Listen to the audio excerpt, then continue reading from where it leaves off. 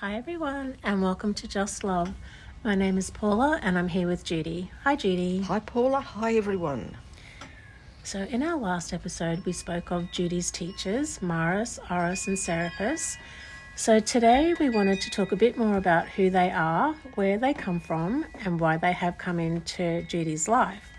So Judy has spoken of them already in her books, and we'll share some of the stories again today. So first of all, who are they? Okay, Maris, Oris and Serapis are all tall grey Mantid elders who have worked with me for many years. They're basically aspects of the Oversoul of which I'm also a part. In this way we all work together in oneness. Through that Oversoul they'd be connected with others as well. What do you mean when you say that they'd be connected with others as well? How does that work? I'm talking about a soul group here. There are other people down here that they're working through also, so it's not just about me. So how did you find out about all of their names? Maris's name first came up through a psychic friend many years ago who was picking the name up around me, and it just felt right. She even described him to me and it matched how I saw him. What about Oris? When did he come into the picture? Oris came on the scene via my friend and co-author Helene Kay's daughter, Kira, when they started having ETs visiting their home back in 2000. We talk about all of this at length in our book, The Zeta Message. I told Kira to ask for a name, and that's what she was given. As for Serapis, it was some time after I got to know him that I came across his name quite by chance in a book on the so-called Ascended Masters. I've never felt much drawn to that belief system, so this surprised me, but at the same time, the way he was described as the Ascended Master of the Devi Kingdom fitted in so well with my understanding of him. I just know him as a Mantid elder, and the Mantids are certainly connected with the Devas. How was he portrayed in the book? It happened so many years ago, but as far as I remember, he was shown in a tall, blonde, white-skinned earth-human form that didn't feel right to me at all. I had seen him on one occasion in a more human-looking form when he appeared to me one night during meditation, but he was in the form of a huge, powerful South Sea Island-looking man with a lion-like mane of hair that extended down his back.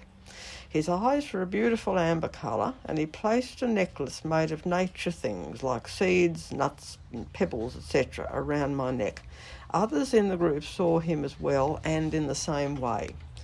Prior to that, he'd been picked up for me in a tarot reading.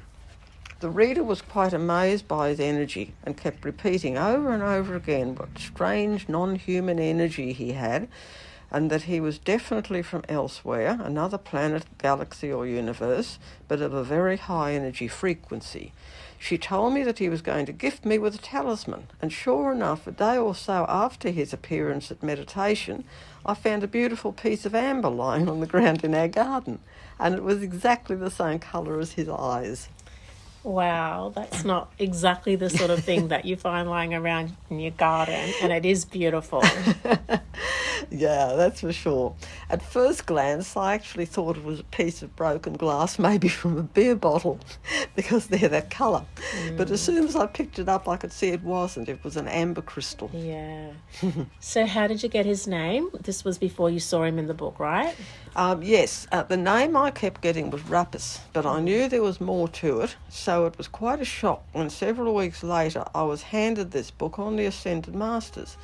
I went to just flip through the pages to be polite, as I wasn't all that interested, but the book opened at the page featuring Serapis, as maybe it should be pronounced, in this book. He was said to have a link with the Sphinx, the Lion Man of Egypt. So hence the lion-like mane that you and the others in the meditation group saw in him. So where did the ones that you work with actually come from? They've evolved through many different planetary cultures, as we all do, but they're now focused on a higher dimensional energy frequency beyond physicality. They do work on the ships at times and can take on whatever form is appropriate to the work being carried out. For example, I've seen Maris as a tall Zeta-type grey, as a tall Mantid being, and also in his pure energy form as an orb of light. How does he appear as a tall Zeta-type grey? What does he look like? Well, he's around 8 or 9 feet tall, with the long triangular face and the huge black eyes, like the Zetas have. Some of them are short, but he's very tall, being an elder. Okay. And how does he appear as the tall Mantid? He actually gave me a bit of a fright when I first saw him in Mantid form. He had that long sort of snout or beak thing like the mantis beings have, with the really huge eyes above it. I felt a sudden jolt of fear, then it's like he reached out energetically into my heart chakra and we just melded into oneness. Yeah, that's lovely. So as a 3D human being, it actually sounds like a really foreign experience to see your guides like that. But like you say, it's not how they look, but rather the energy that they bring with them. It's the feeling of unconditional love that envelops you. Yes, for sure. I've thought more about that experience since. And I think when I first stood in front of him, I was still in my earth human form, but when we connected energetically, I shifted into my grey form, and that's when we melded into oneness. That's when I blanked out, because it's just too much for the physical human brain to process. Yeah. So, why are they here, and why are they in your life? They, like many ETs and interdimensionals, are here as part of the mission to assist Earth-plane humanity up to a higher and more expanded level of conscious awareness. Yeah, so grateful for them. A large part of this work involves actually living here on the planet, which they can't do, so I and others through whom they work carry out the physical aspects of the mission. This is what the walk-in experience I had back in 1983 was all about. More of their energy and consciousness was downloaded into my consciousness to enable them to work through me to pass on information. And so grateful to all of you. I reckon it'd be quite a challenge, that's for sure. It sure can be at times. It's sad because Earth humans are mostly good people, just wanting to do the right thing for themselves and their families. We create our reality through the way we think and focus our thoughts. So if people could just wake up and stop being sucked in by all the manipulation, brainwashing and control being put out, through religion, through politics, through big business, entertainment industry, drug and alcohol industries, etc., etc.